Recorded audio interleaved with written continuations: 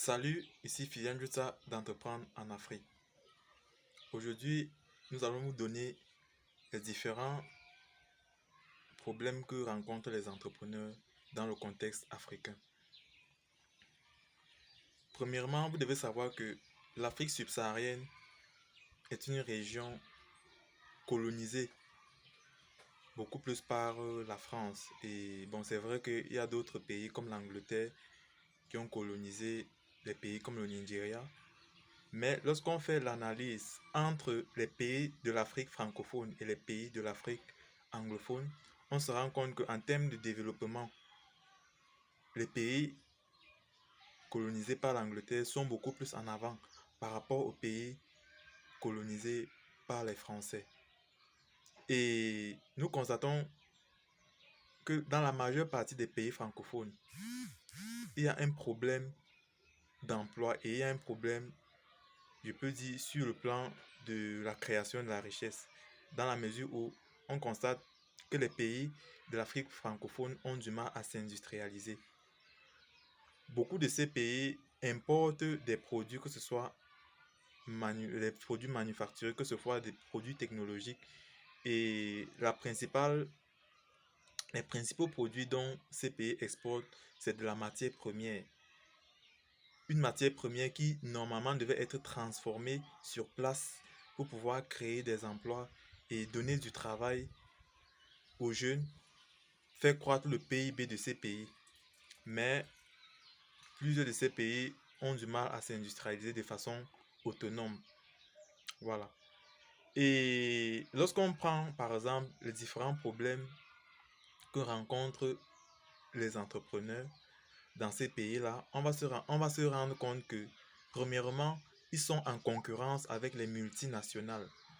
Ces multinationales qui, premièrement, ont un grand capital pour pouvoir déployer toute une stratégie afin de mieux vendre les différents produits ou les différents services. L'un des problèmes que rencontrent ces entrepreneurs, c'est le financement. Beaucoup ont des projets à mettre sur pied, que ce soit dans l'agriculture, que ce soit par exemple dans l'immobilier, que ce soit par exemple même dans le commerce, mais n'ont pas assez de moyens pour pouvoir faire passer leur activité à une certaine échelle. Si on prend par exemple le cas de l'agriculture, la majeure partie des pays, par exemple un pays comme le Cameroun, c'est l'État dit lancez-vous dans l'agriculture, la terre ne manque pas, mais lorsque vous voulez avoir des terres pour par exemple lancer votre exploitation agricole, c'est très compliqué d'avoir accès aux terres parce que dans certaines régions, si vous n'êtes pas par exemple natif de ces régions, vous aurez du mal à trouver plusieurs hectares pour pouvoir lancer par exemple une activité agricole. Même dans vos propres villages, quand vous y arrivez, c'est très difficile d'avoir de très grandes portions de terre pour pouvoir lancer des activités agricoles de très grande envergure. Même quand vous en avez accès à des terres, généralement le chef de village ou bien le chef de famille ne pourra vous donner qu'une infime partie de ce dont vous avez besoin pour pouvoir lancer une activité qui peut vous permettre de, de voir grand en fait. Voilà. Donc du coup, il y a d'abord le problème d'accès à la terre. Si on prend rien que le cas de l'agriculture pour un jeune qui voulait se lancer.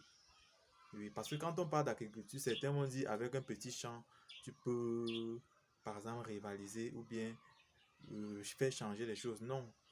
Quand on parle d'agriculture, pour un jeune qui veut se lancer dans ce secteur, c'est de pratiquer l'agriculture sur des grandes superficies, de très grandes superficies, des centaines de milliers d'hectares, pourquoi pas.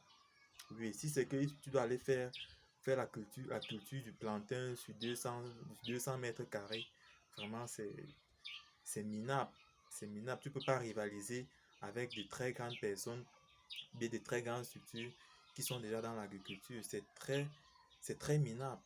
Voilà, donc le problème d'accès à la terre est d'office un truc sur lequel les pouvoirs en place devraient mettre des facilités pour pouvoir résoudre ce côté-là.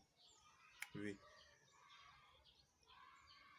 Parlant toujours de financement, il y a plusieurs startups dans notre contexte qui, par exemple, créent des solutions innovantes pour pouvoir faciliter, je peux dire, des services sur le plan digital, automatiser par exemple certaines tâches qui avant pouvaient être faites par exemple à la main ou bien par des procédés beaucoup plus archaïques.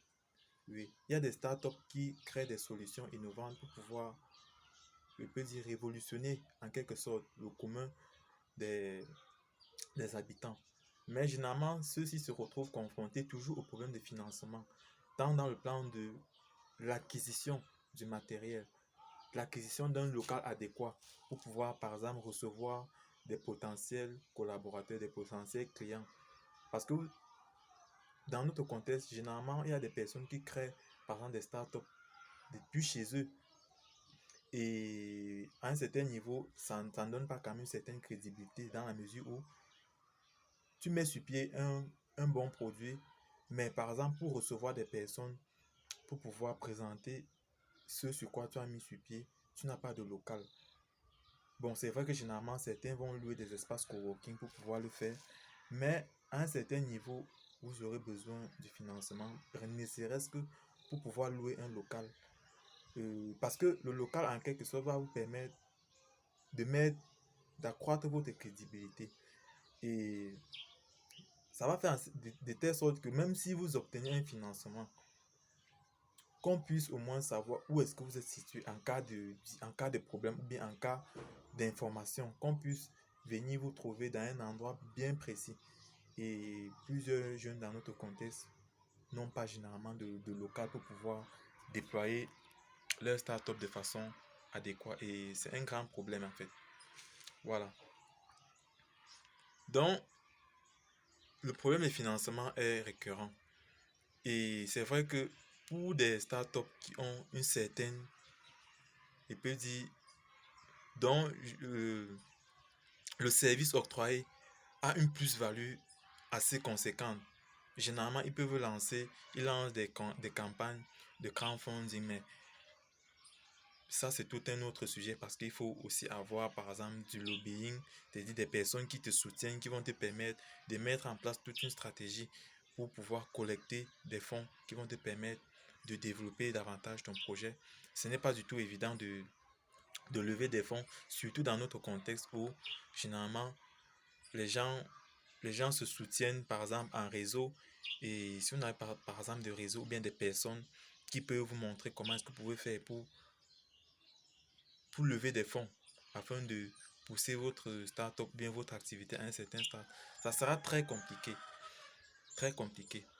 Et l'un des problèmes aussi, c'est que généralement dans nos pays, il y a des plans qui sont mis sur pied par l'État et qui ont pour principal objectif de promouvoir l'initiative des jeunes sur le plan entrepreneurial. Mais on va se rendre compte que généralement ces programmes-là n'ont pas la portée dont on a besoin. Généralement des budgets sont mis sur pied et ceux qui gèrent ces budgets-là, beaucoup plus généralement, gèrent cela à leur fin. C'est-à-dire, on ne voit pas réellement l'impact de ces budgets-là de façon concrète sur sur le plan de la réalisation et de l'accompagnement des jeunes. Oui. Donc, il y a cela, des problèmes de financement que rencontrent les jeunes. Et l'État aussi, à un certain niveau, on sait, on dit l'État ne peut pas financer tout le monde, mais bien même quand elle met des initiatives en place pour pouvoir financer les jeunes, il s'avère que les choses ne vont pas comme il se faut, comme il se doit. Oui, et c'est un grand problème en fait. Comment est-ce que on peut mettre des fonds pour accompagner des jeunes porteurs de projets, mais que sur 2 3 4 5 ans, qu'on ne voit pas vraiment l'impact de ces financements-là. Voilà. Donc, il y a tellement de choses à voir sur le plan de la gestion et du suivi, de l'accompagnement des jeunes lorsqu'il y a des financements qui sont mis sur place pour pouvoir accompagner ceux-ci. Ok. Bon, maintenant, il y a aussi l'un des problèmes que rencontrent les jeunes porteurs de projets dans notre contexte. Il s'agit en fait des problèmes administratifs, de la lourdeur administrative. C'est pour ça que en Afrique subsaharienne, par exemple un pays comme le Cameroun, le secteur informel est grandissant. Plusieurs PME sont beaucoup plus dans le secteur informel. Et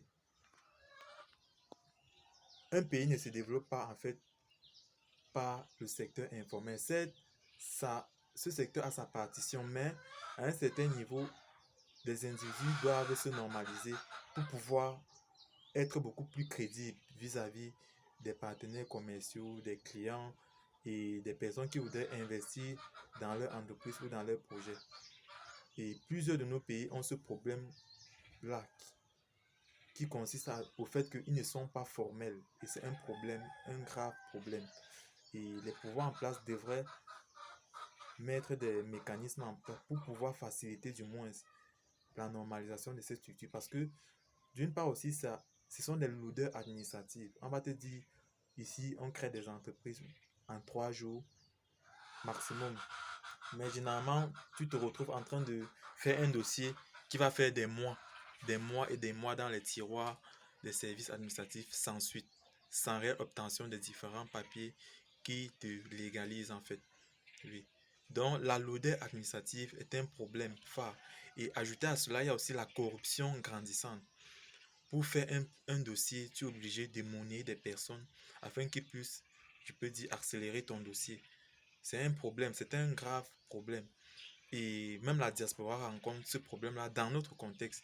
C'est-à-dire, ils ont des idées de projets pour pouvoir l'implémenter ici, mais il y a tellement de vices qui les empêchent de pouvoir, je peux dire, évoluer. Voilà. Pourtant, sous d'autres cieux, d'autres personnes facilitent. Pourquoi pas dans notre contexte? Voilà. Donc, les problèmes de corruption, les problèmes, la lourdeur administrative sont des trucs qu'il faut dorénavant chercher à bannir dans notre contexte si réellement nous voulons que les choses changent. Oui. Et ajouté à cela, nous avons aussi des personnes qui détournent des fonds qui sont réservés à pouvoir, je peux dire, financer ou bien accompagner les jeunes dans le cadre des petits projets qui sont mis sur pied. Oui, bon, c'est vrai que je l'ai déjà mentionné précédemment, mais ça, l'un des problèmes que l'on rencontre dans notre contexte, c'est-à-dire la lourdeur administrative et plusieurs autres tracasseries liées aux impôts, par exemple. Dernièrement, je passais dans un coin dans la ville et j'ai eu à... Bon, en fait, je suis tombé dans une discussion où il y avait des services communaux qui étaient en train de sceller le salon de coiffure d'un jeune qui venait à peine d'ouvrir, ça faisait rien que un mois d'exercice. C'est-à-dire, il a investi, quand tu regardes son salon, c'est à peine il a mis 300 000 francs dessus. Et déjà, à 2 mois, on lui demande de payer les impôts, de payer les taxes, de montrer les papiers de, de sa structure. C'est chose qui n'est pas mauvaise. Mais dans un contexte où l'État n'accompagne pas les jeunes de façon adéquate, où il n'y a pas, je peux dire, une certaine des lois par exemple qui garantissent ou bien qui garantissent les jeunes à pouvoir ne pas payer, disons, les impôts même sur 3 ans, sur 2 ans par exemple, afin que ceux-ci puissent mieux développer leur activité et commencer par exemple à payer les impôts, disons, 2 ans après l'exercice, après la création de leur structure, quoi. À peine ici, vous avez ouvert un truc il y a un mois, mais on vous demande déjà de payer les taxes, de payer les impôts, de montrer la patente, de montrer les documents administratifs. Bien même quand vous voulez même créer cette entreprise, les dossiers n'aboutissent jamais ou bien ça met des mois, des mois, des mois et parfois on vous oublie. Voilà, donc ça ce sont des réels problèmes que rencontrent nos jeunes et c'est comme ça qu'ils ont scellé son truc. Subitement, plusieurs populations se sont levées et il y a même eu des bagarres dans la mesure où les populations demandaient à ce que les agents communaux puissent ouvrir, bien déceler le salon de coiffure du jeune en question. Oui. Donc, il y a tout cela qui mine par exemple notre écosystème, c'est-à-dire le problème d'impôt, le problème de contrôle. Il y a trop de contrôle, il y a trop de contrôle dans les entreprises ou bien dans les projets des jeunes créateurs d'emploi et tout. Il y a trop de contrôle et c'est un frein en fait. C'est un frein.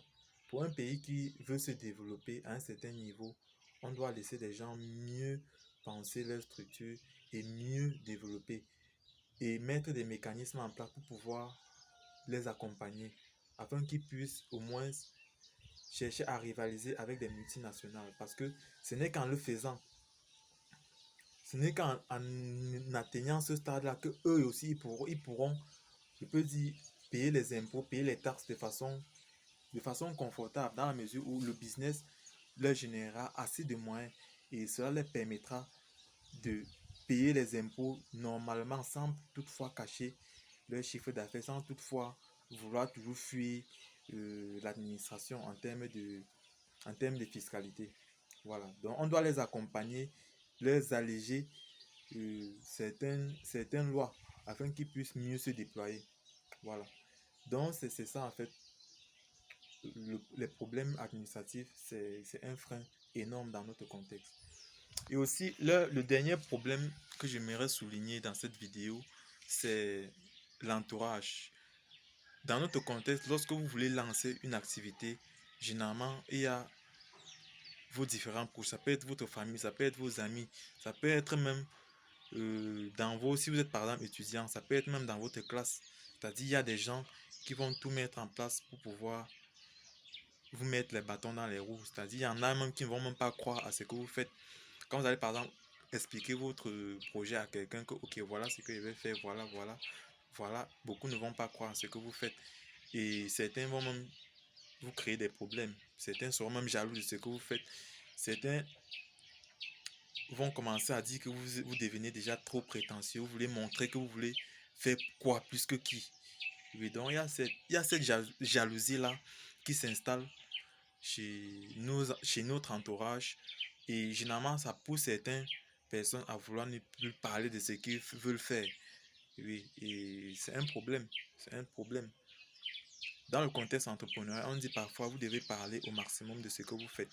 Mais quand il advient que vous exposez votre projet, vous parlez de votre projet par exemple à votre entourage, et ce sont les mêmes personnes qui ne croient pas en ce que vous faites et qui vous dénient, qui généralement vous mettent aussi des bâtons dans les roues, ça devient un très grand problème.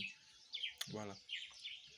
On se rend compte que généralement, des personnes même qui vous soutiennent sont des personnes que vous ne maîtrisez même pas et qui sont prêts à travailler avec vous afin que vous puissiez croître. Et quelques rares personnes dans votre entourage seront là pour pouvoir vous encourager. Mais ce qui est marrant, c'est que généralement, quand votre activité commence à produire des fruits, ce sont les mêmes premières personnes à venir et commencer à dire dépanne-nous, donne-nous un peu d'argent. On voit que tu gagnes assez d'argent. Pourquoi est-ce que tu ne nous dépannes pas? Mets-nous dans ton activité. Et parfois, ça fait un peu rire. Ça fait un peu rire. Pourtant, c'était eux les mêmes personnes qui ne croyaient pas à ce que vous faites et qui vous mettaient les bâtons dans les roues. Ou bien qui étaient jaloux de vous et qui mal parlaient de vous partout. Donc, ce sont des problèmes qu'on rencontre. Mais qu'à cela ne tienne, ça dépend de ce que toi tu veux faire. Ça dépend de ta volonté. Est-ce que tu aimerais rester là à te soucier de tous ces problèmes ou bien est-ce que tu aimerais plutôt, malgré tout cela, continuer d'avancer, développer de nouveaux mécanismes pour pouvoir financer tes projets, pour pouvoir faire croître ton activité? Est-ce que ce n'est pas ça qu'il faudra faire ou bien est-ce que tu chercheras plutôt à te lamenter dans ton coin? Se lamenter, ça ne changera jamais la solution. Voilà. Donc, c'était un peu ça le but de la vidéo. J'espère qu'elle vous a plu. C'était Philian Yuta d'Entreprendre en Afrique. Restez connectés et abonnez-vous à la chaîne. À très bientôt.